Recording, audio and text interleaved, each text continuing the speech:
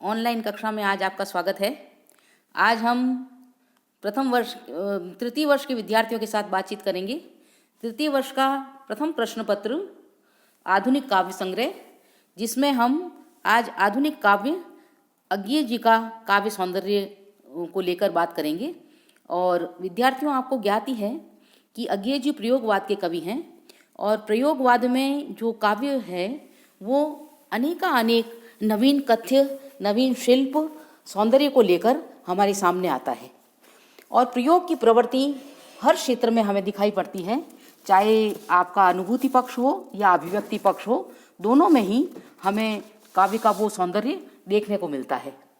तो अज्ञेय जी का काव्य सौंदर्य जो है और उसका अनुभूति पक्ष जो है वो बहुत प्रबल है, क्योंकि आप देखें कि अज्ञेय जी का जो काव्य है उसका शुभारंभ ही हमें बहुत टीस, वेदना और छटपटाहट से के साथ में सामने आता हुआ प्रतीत होता है।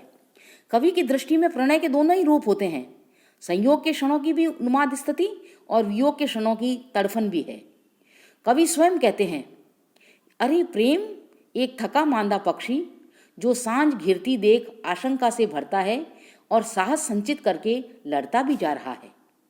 अंधकार और आलोक का अनुक्रम, अंधकार भी है तो आलोक का अनुक्रम भी है। धृति और गति का सामंजस्य, वासना और विरह का संयोग, उदासी और खंडन के बीच एक विश्वास का मुक्त स्वर। इसीलिए कवि दोनों पक्षों को एक साथ लेकर चलता है। तो कवि कहता है, वे रोगी होंगे प्रेम जिन्हें अनुभव रज का कटु प्याला है, वे मुर्दे होंगे प्रेम जिन्हें सम्मोहनकारी हाला है। मैंने तो आहुति देकर देख लिया, ये प्रेम यज्ञ की एक ज्वाला है। तो प्रेम का ही दैवी रूप और प्रेम का दानवी रूप, दोनों ही के बीच में जो प्रेम का मानवीय रूप है वो कवि स्वीकार करता है। प्रेम का मानवीय रूप कवि को स्वीकृत है। कवि को दुख इस बात का है कि लोग ऐसे नैसर्गिक प्रणय को भी छिपाया करते हैं। अब नैसर्गिक प्रणय को छिपाना ये कोई बहुत अच्छी बात नहीं है। हाय तुम्हारी नैसर्गिकता, मानव नियम निराला है, वह तो अपने में ही अपना प्रणय छिपाने वाला है। अरे प्रेम तो एक जीवंत रूप है, विरह की पीड़ा भी उसके अंदर विद्यमान रहती है।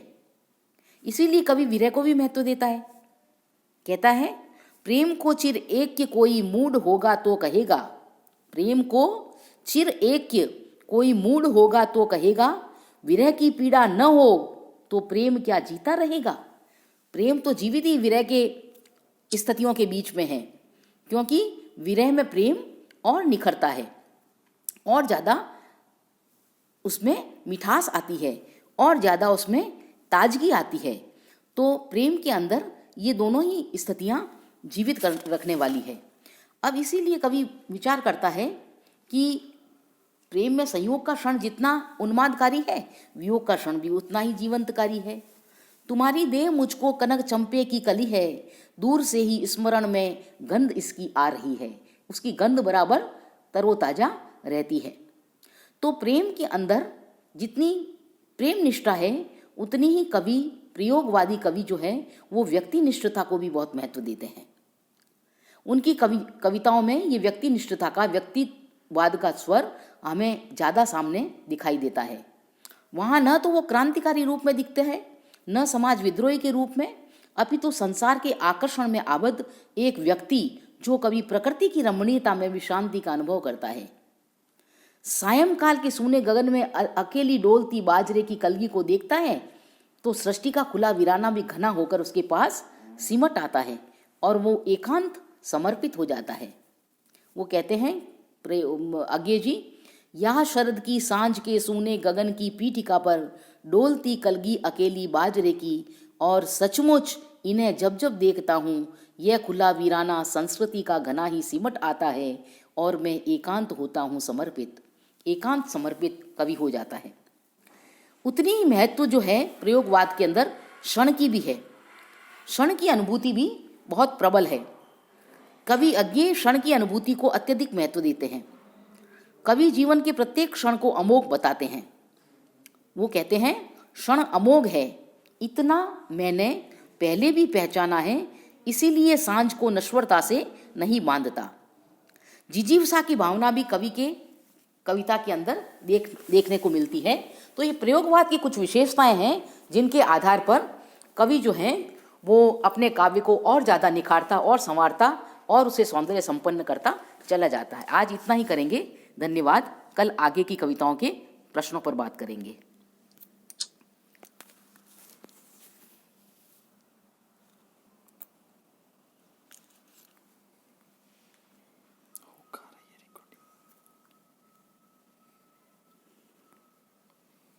कहाँ रिकॉर्डिंग हो रही है?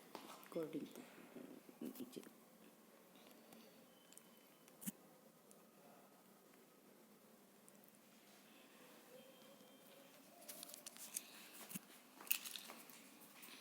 कौन चालू करके गया? आप नहीं सीख गए? ये इसको बंद करना है।